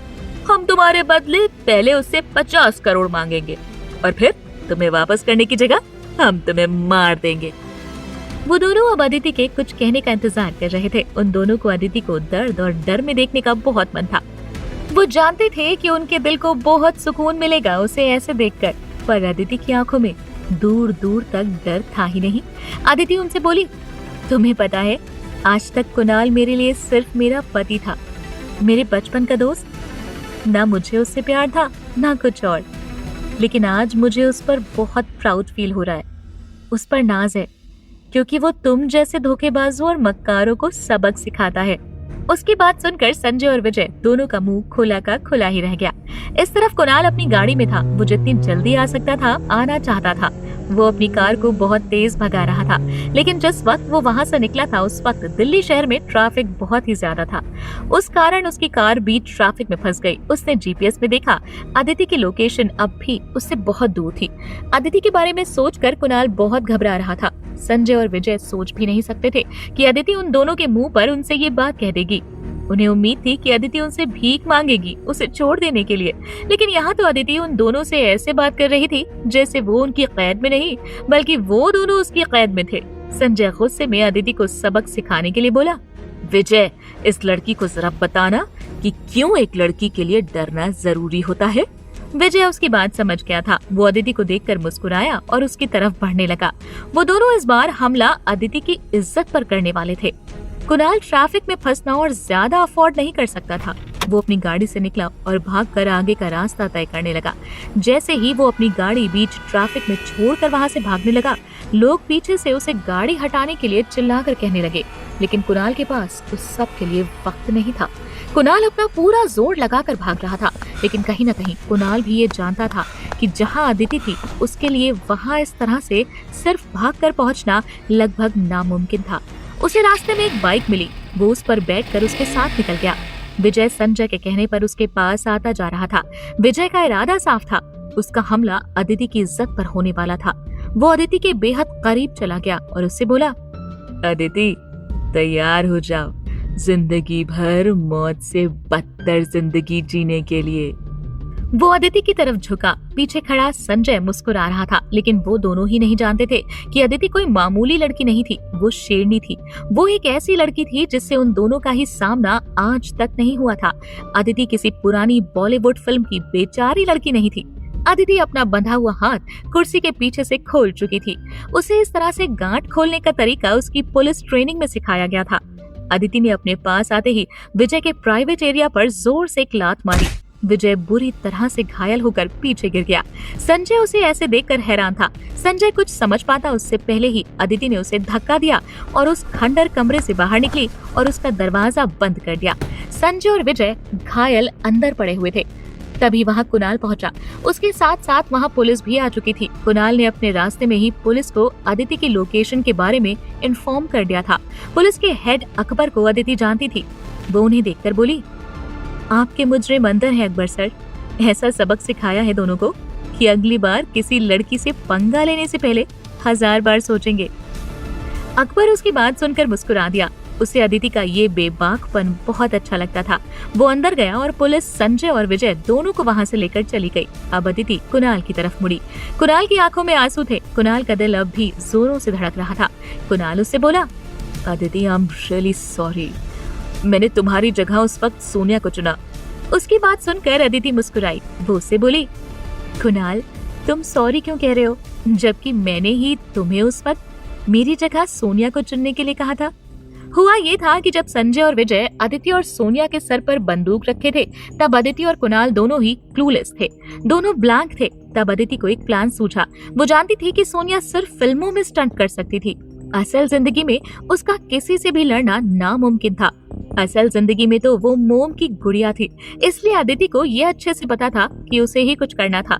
इसलिए जब कुणाल उसकी तरफ देख रहा था, उसने सबकी आंखों से बचकर उसे सोनिया को चुनने का इशारा किया था। अदिति एक फॉरेंसिक डॉक्टर थी। उसने बहुत से मुजरिमों को सलाखों के पीछे पहुंचाया था, इसलिए उसकी जान को खतरा रहता था। और यही जानते हुए उसके डिपार्टमेंट ने कई बार उसे पुलिस ट्रेनिंग दिलवाई थी। और उस पुलिस ट्रेनिंग की वजह से ही अदिति कॉन्फिडेंट थी कि वो अपनी जान बचा सकती थी। और इसलिए उसने कुणाल से सोनिया को चुनने के लिए कहा। कुणाल ने उसका इशारा समझ लिया था और उसने सोनिया को चुन लिया था। कुणाल ने उस ही के कहने पर अदिति की जगह उसे चुना था। कुणाल अदिति को देखे जा रहा था। अदिति एक बार और बोली, मैंने कहा ना कुणाल, तुम्हें सॉरी बोलने या फील करने की कोई जरूरत नहीं है। तुमने जो किया सिर्फ मेरे कहने पर ही किया। अदिति उससे कुछ न कुछ कहे जा रही थी, लेकिन कुणाल के मन में बार बार एक ही ख्याल आ रहा था। उसे लग रहा था कि अगर अदिति को कुछ हो जाता तो उसका क्या होता, और यही सोचकर उसने अदिति को गले लगा लिया। अदिति उसके ऐसा करने से हैरान थी, लेकिन उसने खुद को संभाला। वो दोनों घर जाने लगे। तभी कुणाल ने देखा कि अदिति को चलने में थोड़ी प्रॉब्लम हो रही थी। अदिति ने देखा कि उसके पैर में मोच आ गई थी। दरअसल संजय को धक्का देकर भागते वक्त उसके पैर में मोच आ गई थी। कुणाल ने उसे यूं लंगड़ाते हुए चलते देखा तो उसे गोद में उठा लिया। अदिति और कुणाल उस वक्त बेहद करीब हो गए थे। अदिति उसके जिस्म से आती हुई खुशबू सूंघ पा रही थी। उन दोनों के दिल आपस में करीब होकर धड़क रहे थे। दोनों के ही दिलों की रफ्तार तेज थी।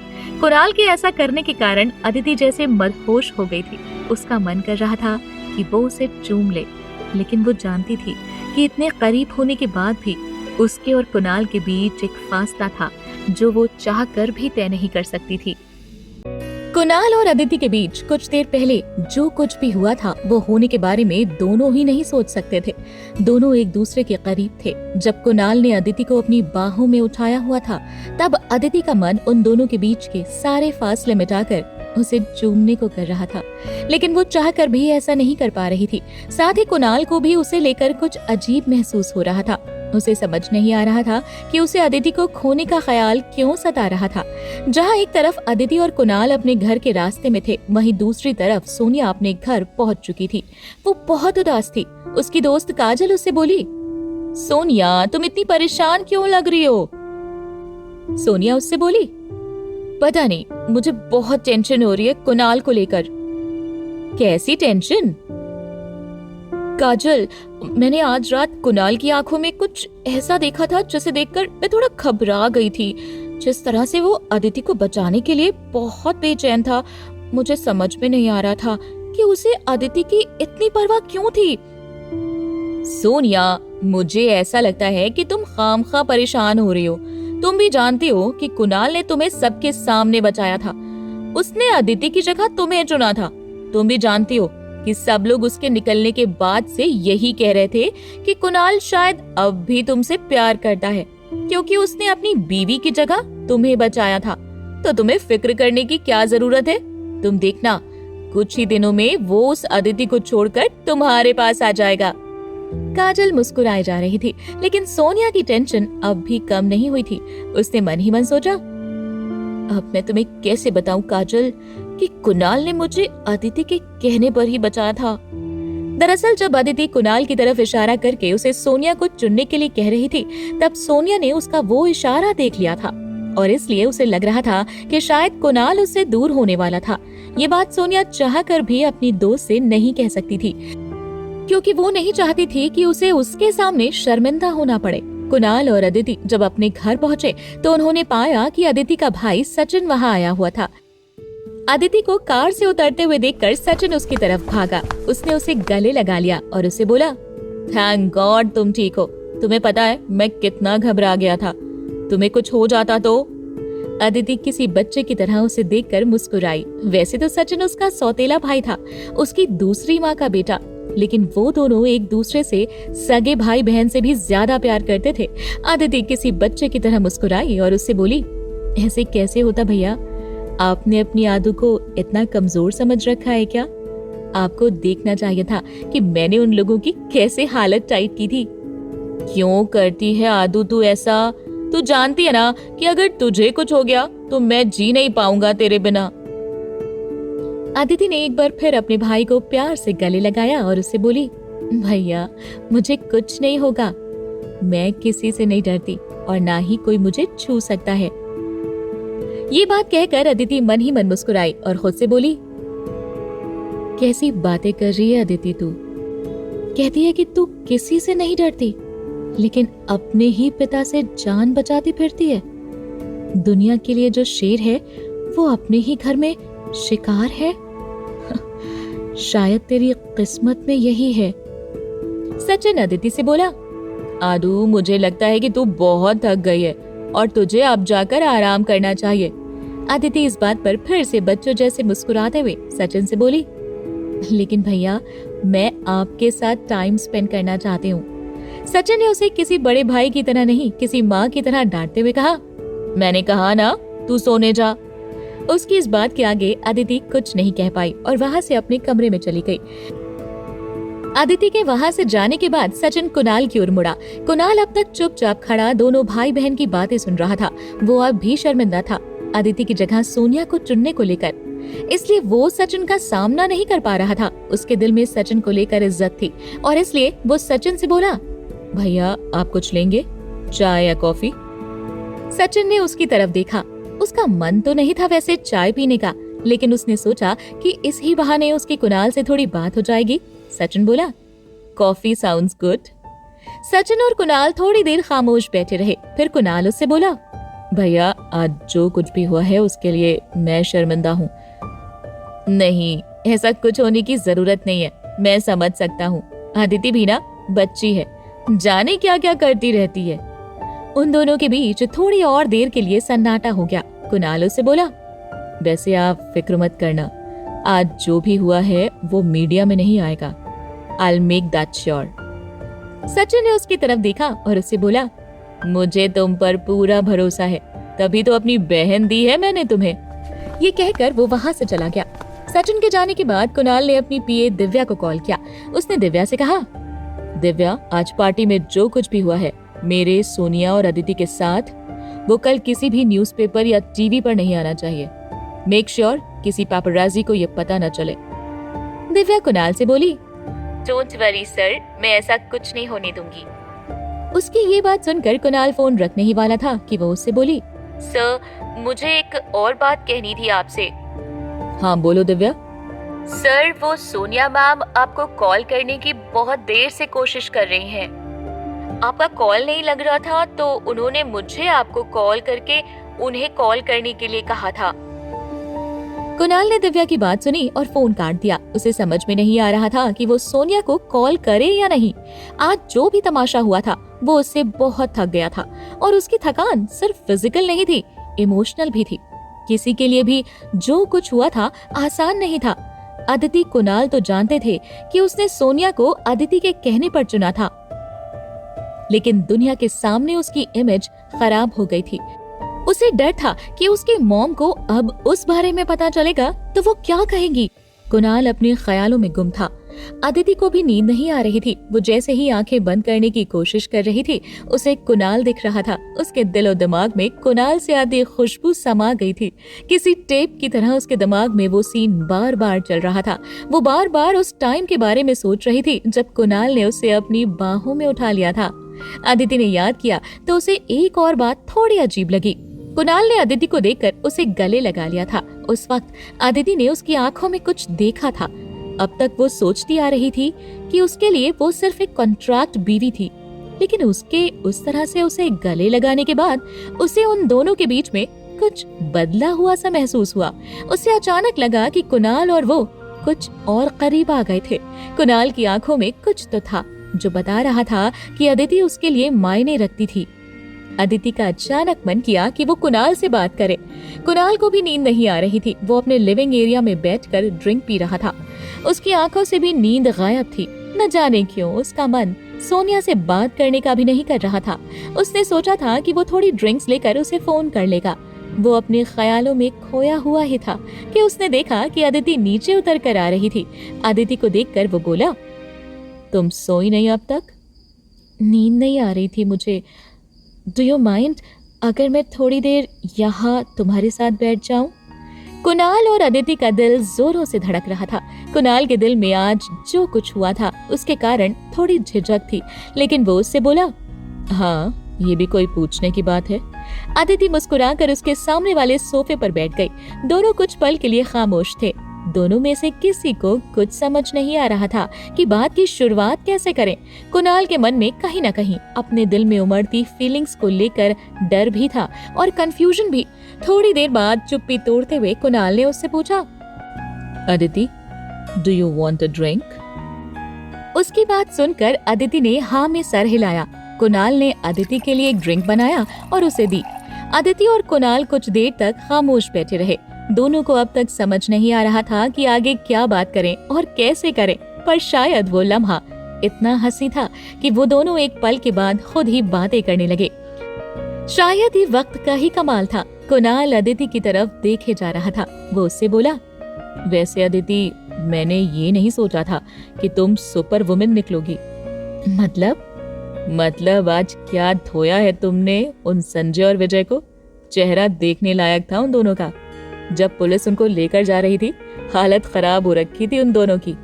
मैंने उन्हें इस तरह से डरा हुआ तो तब भी नहीं देखा था जब मैंने उन दोनों की कंपनी का भांडा फोड़ा था। I must say, you rocked today. मैं हमेशा ही कमाल करती हूँ, लेकिन अदिति, तुम्हें इस तरह से रिस्क नहीं लेना चाहिए।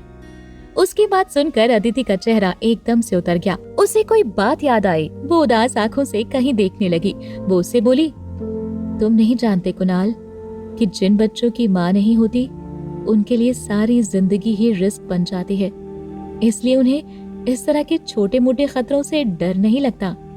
कुणाल ने अदिति की आंखों की उदासी देख ली थी। वो जानने को बेकरार था कि वो क्या बात थी जिसके कारण अदिति यूं उदास हो रही थी। माया ने उसे अदिति के बारे में सिर्फ अच्छी बातें बताई थी। उन्होंने उसे ये नहीं बताया था कि उसकी जान को खतरा अपने ही पिता से था। कुणाल उससे बोला, अदिति, तुम क्या कहना चाहती हो? उसके ये सवाल पूछते ही अदिति को जैसे होश आ गया। वो उससे बोली, नहीं कुछ नहीं। अदिति को उस वक्त वहाँ से उठकर जाना ही ठीक लगा। वो सोफे से उठी कि उसके पैर में तेज दर्द हुआ। उसके मुंह से आह निकल गई। वो गिरने ही वाली थी कि कुणाल ने उसे थाम लिया और सोफे पर वापस बैठा दिया। वो उससे बोला, अदिति, मुझे तुम्हारा पैर देखने दो। अदिति उससे कुछ कह पाती उससे पहले ही वो झुका और उससे बोला, यार तुम्हारे पैर में तो बहुत स्वेलिंग है, रुको मैं अभी बाम लेकर आता हूँ।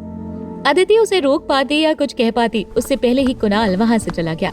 वो दौड़कर बाम लेकर आया। उसने अदिति का पैर सोफे पर रखा और उसे बाम लगाने लगा।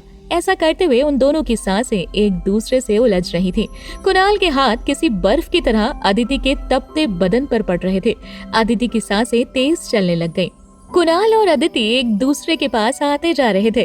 उन्हें उन दोनों के बीच आती वो नजदीकियां अच्छी लग रही थी। वो दोनों ही उस पल जैसे थम गए थे और उन दोनों के साथ ही जैसे वो पल रुक सा गया था। अदिति या कुणाल दोनों में से कोई भी एक दूसरे के करीब आ पाता उससे पहले ही उनके इस लम्हे को किसी कांच के घर को तोड़ती हुई फोन की रिंग बजी। कुणाल ने देखा कि सोनिया का फोन था और उसने फोन तुरंत ही अदिति के साथ हो रहे उस एहसास से बचने के लिए उठा लिया। वो सोनिया से बोला, I am really sorry Sonia, मैं तुम्हें कॉल करने ही वाला था।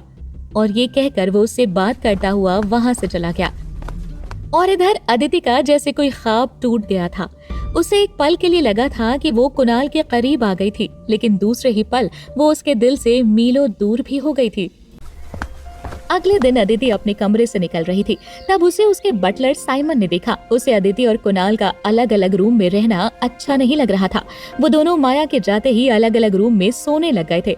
साइमन ने ये बात माया को बताई नहीं थी, क्योंकि वो जानता था कि ये बात सुनकर उनका दिल टूट जाएगा। लेकिन साइमन ने मन ही मन ये सोच लिया था कि वो अदिति और कुणाल को मिलाकर रहेगा। अदिति किचन में खड़ी कुछ सोच रही थी, तभी साइमन वहाँ पर आया। वो अदिति को ऐसे सोच में गुम हुआ देखकर उससे बोला, अदिति आप क्या सोच रही हैं? उसके उस तरह उसके पास आने से अदिति को थोड़ा ऑड लगा। अदिति उससे बोली, कुछ खास नहीं सोच रही थी, बस यही सोच रही थी कि आज ब्रेकफास्ट में क्या खाना चाहिए। उसके ये कहते ही साइमन ने देखा कि उनका कुक वहीं पीछे हाथ बांधे अदिति के जवाब के इंतजार में खड़ा था। साइमन ने मुस्कुराते हुए उससे कहा, आप आज फ्रेंच टोस्ट क्यों नहीं खाती? कुणाल बाबा का भी फेवरेट है। अच्छा, अगर कुणाल को भी वो अच्छा लगता है तो वही बनवा लेती हूँ। अदिति कुक को ऑर्डर ही देने वाली थी कि साइमन उससे बोला, पर कुणाल बाबा को हमारे इस नए कुक के हाथों का फ्रेंच टोस्ट पसंद नहीं है। कुणाल सर बहुत ही ज्यादा पर्टिकुलर हैं अपने खाने को लेकर। उसके ऐसा कहने पर अदिति ने मन ही मन सोचा, कुणाल शक्ल से तो इतना भूखकर नहीं लगता कि वो खाना ठीक से ना बनने पर ना खाए या चिढ़ जाए। फिर अदिति के मन ने उसे ही जवाब देते हुए कहा, अदिति अभी तो कुणाल को जानती ही कितना है। साइमन उससे आगे बोला, मैं बना सकता हूँ आप लोगों के लिए फ्रेंच टोस्ट, लेकिन अफसोस मेरे हाथ भी उन्हें कुछ ज्यादा पसंद नहीं है।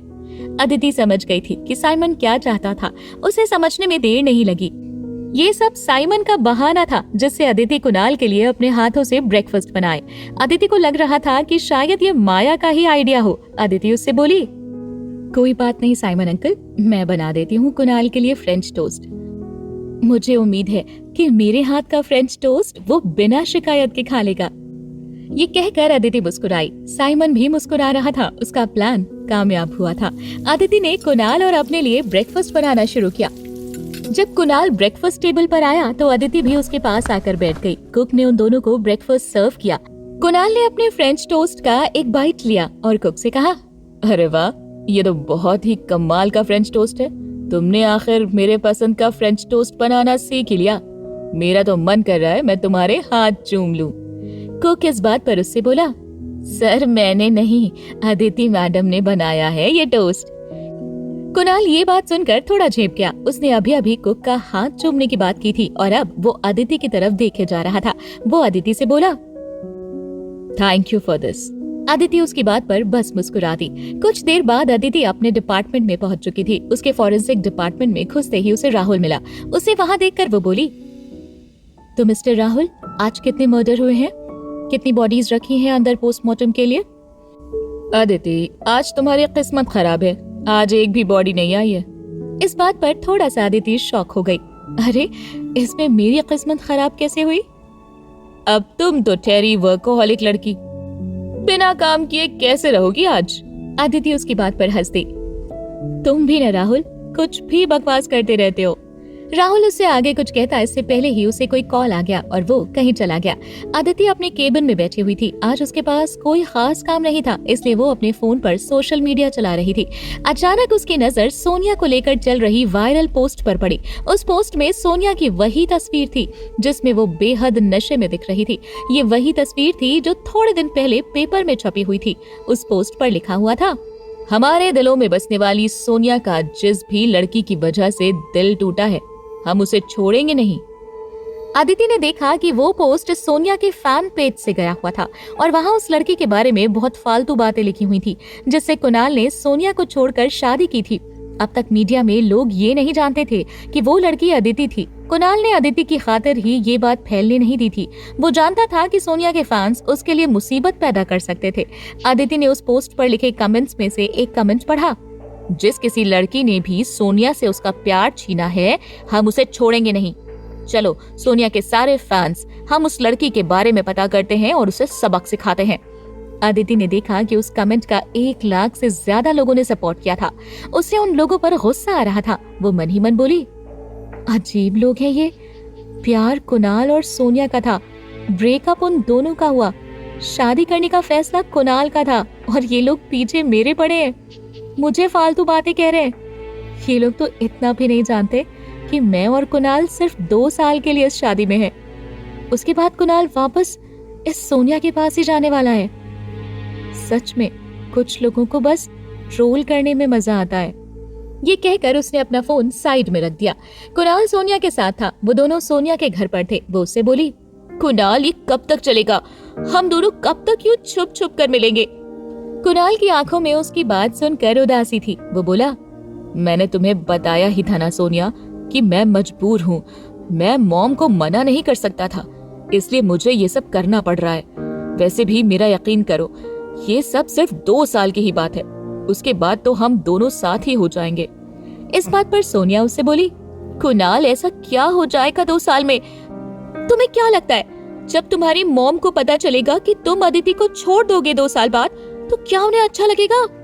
कुणाल के पास इस बात का कोई जवाब नहीं था। उसे पता नहीं था कि वो अपनी मॉम को कैसे हैंडल करेगा, इसलिए वो सिर्फ उसे देखता रहा। सोनिया नहीं चाहती थी कि कुणाल उसे सच कह दे कि वो नहीं जानता। वो उसके इस जवाब से डरती थी, इसलिए वो उससे बोली, छोड़ो कुणाल, 2 साल बाद ही सोचेंगे इस बारे में। वैसे भी तुम्हारी मॉम कब तक अपनी मनमर्जी चलाएंगी? मुझे पूरा भरोसा है कुणाल, हम दोनों एक हो जाएंगे। कुणाल ने इस बात का भी उसे कोई जवाब नहीं दिया। सोनिया अब तक इस बात से परेशान थी कि कुणाल ने अदिति के कहने पर उस दिन उसको चुना था। वो कहीं न कहीं इस बात से भी परेशान थी कि कुणाल और अदिति शायद पास आते जा रहे थे और उसकी ये बेचैनी आजकल उसके चेहरे पर भी साफ नजर आने लगी थी और इसी वजह से वो बहुत शराब भी पीने लगी थी और नशे में उसका खुद पर कोई काबू नहीं रहता था। सोनिया कुणाल से बोली, कुणाल 2 साल जो होगा वो होगा। मैं चाहती हूँ कि इस वीकेंड हम दोनों कहीं घूमने चले, कोई ऐसी जगह जहाँ हम दोनों को कोई ना जानता हो, जहाँ मुझे तुमसे छुप कर मिलने की जरूरत ना पड़े। कुणाल ने आज तक सोनिया को किसी भी बात के लिए मना नहीं किया था, इसलिए वो झट से इन सब चीजों के लिए राजी हो गया। वो उससे बोला, ठीक है सोनिया, मैं कल के लिए एक प्राइवेट जेट बुक कर लेता हूँ। हम इस कंट्री के बाहर ही चलते हैं, क्योंकि यहाँ तो हम दोनों इतने न्यूज में हैं कि कोई भी पेपराजी हमें देख सकता है। सोनिया उसकी बात सुनकर बहुत खुश हो गई थी। उसने कल निकलने की तैयारी शुरू कर दी थी। अदिति अपना सामान पैक कर रही थी। वो फॉरेंसिक डिपार्टमेंट से घर लौट रही थी, तभी उसका फोन बजा। उसने देखा कि माया का कॉल था। माया पार्टी वाली रात ही अपने पुश्तैनी बंगले पर छुट्टियां मनाने के लिए निकल गई थी। उन्हें पार्टी वाली बात पता चलते ही उन्होंने अदिति को कॉल किया था। उसने फोन उठाया और बोली, कैसे हो आप आंटी? माया बहुत परेशान साउंड कर रही थी। वो उससे बोली, पुत्र तू मेरी छोड़, तूने मैनू दसिया क्यों नहीं कि तेरे साथ इतना सब कुछ हो गया? वो तो आज मेरी एक सहेली से बात हो रही थी तो उसने मुझे बताया कि उस दिन पार्टी में तेरे साथ क्या क्या हुआ, और वो खोते दा पुत्र, उसने तेरी जगह सोनिया को चूज किया। रुक, मैं अब भी वापस आकर उसकी खबर लेती हूँ। अदिति माया को ऐसे गुस्से में सुनकर थोड़ा घबरा गई। उसे लगा कि वो कुणाल की खटिया ही खड़ी कर देगी, इसलिए वो उन्हें रोकते हुए बोली, अरे आंटी, ऐसा नहीं है जैसा आप सोच रही हैं। कुणाल ने सोनिया को मेरे ही कहने पर चूज किया था, नहीं तो वो ऐसा क्यों करता, आप ही बताइए। और ये कहकर अदिति ने उन्हें पूरी कहानी बताई। उसकी बात सुनने के बाद माया आंटी उससे बोली, लेकिन पुत्र, तुझे कुछ हो जाता तो तुझे क्या जरूरत थी हीरोइन बनने की? मरने देती उस सोनिया की बच्ची को, अच्छा ही होता, बला टलती। माया ने ये बात इतनी मासूमियत से कही कि अदिति को हंसी आ गई। आंटी, लोगों की मदद करना मेरा फर्ज है और मुझे कुछ नहीं होता। आप मेरी बात का यकीन करो। आप नहीं जानती मैंने उन दोनों की क्या हालत की है। बेचारे मेरे आगे कुछ कर ही नहीं पाए। आदिति ने फिर एक बार उन्हें सब बताया। उसने बताया कि कैसे उसने संजय और विजय को पकड़ाया था। उसकी बात सुनकर माया बोली, शाबाश पुत्र, मैंने तो पता ही था तू कोई ऐसी वैसी लड़की नहीं, शेरनी है भी तो तू एक पंजाबन की नूं, और पंजाबी की बहू भी शेरनी होती है। पुत्र, हम पंजाबी ना डरते वरते नहीं है किसी से भी, हम सबको उनकी नानी याद दिला देते हैं। मुझे तो बहुत नाज है तुझ पर। आदिति को उनका उसकी इस तरह से तारीफ करना बहुत अच्छा लग रहा था। माया में उसे बार बार अपनी माँ ही दिखती थी। उसकी माँ के बाद से किसी ने उसकी इस तरह से कभी तारीफ नहीं की थी। उसे बहुत अच्छा लगा। माया उससे बोली, पर पुत्र, मुझे तुझसे मिलने का बहुत मन कर रहा है, लेकिन मैं आ नहीं सकती तेरे पास। अदिति उनसे बोली, लेकिन ऐसा क्यों? माया आंटी चिढ़ते हुए बोली, अरे इस मुँह कमर दर्द की वजह से। जहाँ मैं हूँ हमारे पुश्तैनी घर पर, वहाँ से नए वाले घर का रास्ता कम से कम 3 घंटे का है। और बेटा, मुझे नहीं लगता कि मैं इतनी देर तक इस कमर दर्द के साथ गाड़ी में बैठ पाऊंगी। मुझे बहुत मन था तुझसे मिलने का, लेकिन खैर, अब कर भी क्या सकते हैं। माया की आवाज में एक उदासी थी। अदिति को उनकी ये उदास आवाज अच्छी नहीं लग रही थी। उसने कुछ सोचा और फिर उनसे बोली, आंटी, मैं एक काम करती हूँ, मैं आ जाती हूँ आपके पास। वैसे भी कल से वीकेंड शुरू हो रहा है।